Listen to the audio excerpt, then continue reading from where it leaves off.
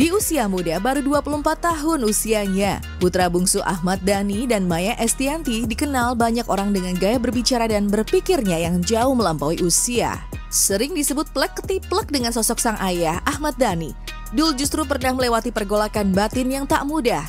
Dulu ketika dirundung musibah yang membuatnya benar-benar berada di titik terendah, Dul Jailani mengaku sampai harus mendatangi psikolog untuk menyembuhkan luka dari sisi mentalnya. Tapi kini, ketimbang memilih mencurahkan isi hati ke psikolog, Dul memilih untuk tetap tegar menghadapi segala cobaan. Tapi benarkah pilihan ini diamini Dul karena dulu pernah dimarahi sang ayah saat ia dibawa sang ibunda Maya Estianty ke psikolog? Tentunya semua orang pasti masalah ya. Tentunya menurutku semua orang punya persoalan kesehatan mental masing-masing. Tergantung gimana kita kontrolnya. Memang ada yang kayak gini psikolog, aku juga pernah. Terus ada yang memilih untuk stay strong dan realita. Aku sih milih stay strong ya. Dul yang memilih tinggal bersama sang ibunda Maya Estianty sempat membuat Ahmad Dhani meradang ketika tahu putra bungsunya itu berkunjung ke psikolog. Bagi Dhani, ia punya cara pandang tersendiri untuk memulihkan mental sang putra tercinta. Pun begitu dengan Dul sekarang, ia mengaku lebih manjur ketika mencari ketenangan batin lewat jalan spiritual ketimbang harus berkunjung ke psikolog. Ini aja, es aja. Ya, dengan psikolog lama-lama saya tahu kalau yang udah tahu. Bagi aku nggak works ternyata gitu ya. Bagi aku yang lebih works ternyata pendekatan spiritual. Tapi kan orang berbeda-beda ya. Berbeda-beda. Aku memilih untuk stay aja. Soal menyembuhkan luka mental, banyak cara yang bisa dilakukan.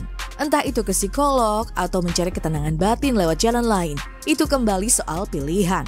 Dan bagi Dul Jailani, perjalanan spiritualnya dalam pencarian Tuhan dirasa lebih mujarab untuk mengusir segala gundah. Mengingat momen-momen terendah dalam hidupnya, Dul Jailani sempat enggan beribadah karena merasa tak mengenal Sang Maha Pencipta.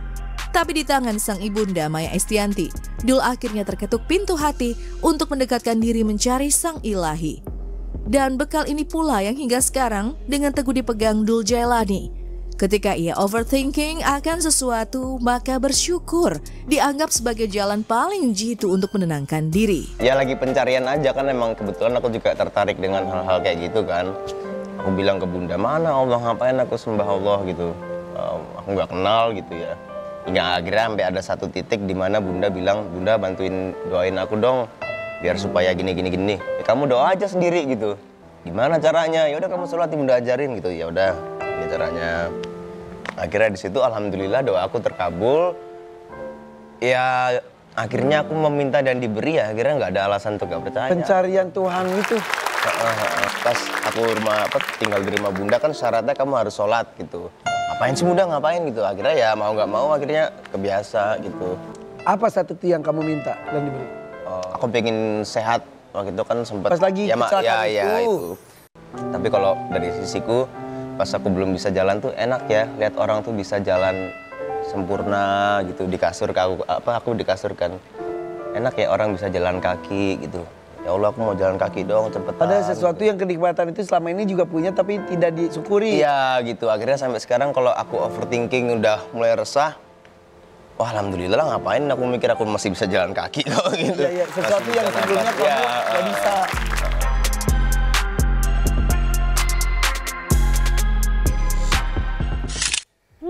Terima kasih sudah berbagi cerita tentang perjalanan spiritualnya ya Dul ya. Tapi satu hal tentang Mas Dhani tadi, itu kan interview mungkin sudah cukup lama ya. Sekarang kan Mas Dhani sudah menjabat nih sebagai anggota DPR. Betul. Di tengah-tengah pemerintah sedang menggalakkan kampanye tentang pentingnya kesehatan mental. Ada psikolog di setiap puskesmas dan lain-lain. Kayaknya mungkin sekarang udah berubah nih pandangannya. Bahwa itu perlu loh ada nakes yang membantu kita soal kejiwaan.